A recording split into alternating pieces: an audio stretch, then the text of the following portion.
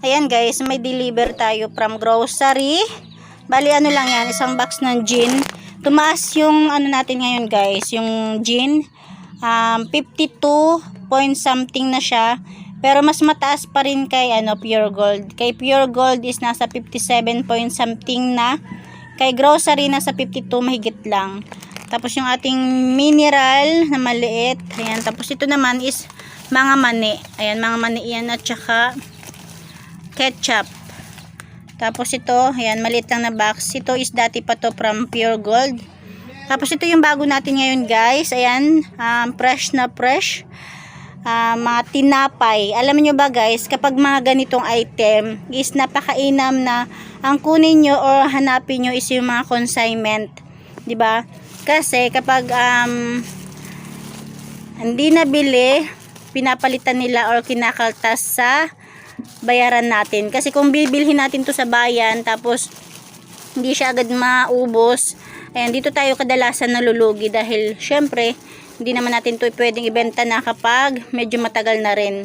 Diba? Kagandahan sa mga consignment, yun, kukunin nila kapag hindi nabili. Katulad lang din yan ng aking mga hopya. Ayan. Yung hopya, ayan siya, diba? Ayan. Ayan, diba? Katulad yan, consignment yung aking mga hopya. Diba? Pag hindi na ubos, kukunin nila, tsaka ikakaltas sa bayarin. Ayan, bali nag-umpisa akong kumuha ng consignment nito, 5 piraso lang. Tapos sumunod 10 piraso. Tapos ngayon pangatlong beses na to, pangatlong balik na nila. Kumuha na ako ng 13 pieces. Ayan, kinuha ko is ito. Ayan. Bali ang puhunan pala nito guys is 50 pesos ang isang ganito. Bali 5 piso. Tapos ang bentahan ko na nito is 6. Ayan. Bali nagdagdag lang tayo ng piso.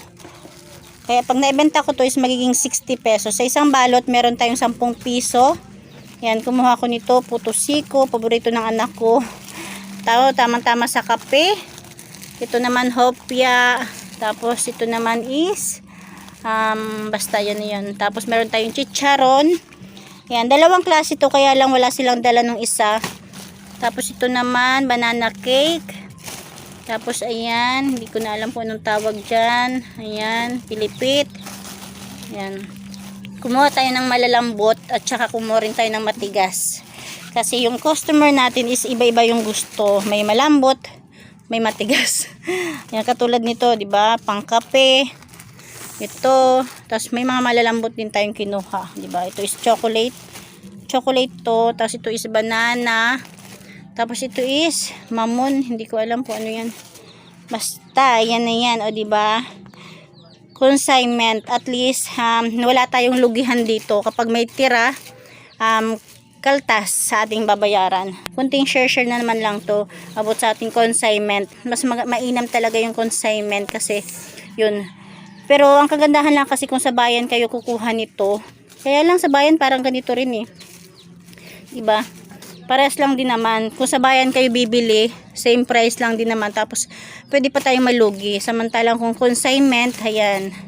Pero wag kayong katiwala sa lahat ng consignment kasi meron din mga manluloko. Minsan kasi, paano ba may mga naluloko sa ganyan? Ewan, hindi. Kasi hindi ko pa naman nasubukan. Ayan. Yun lang naman guys. Thank you for watching.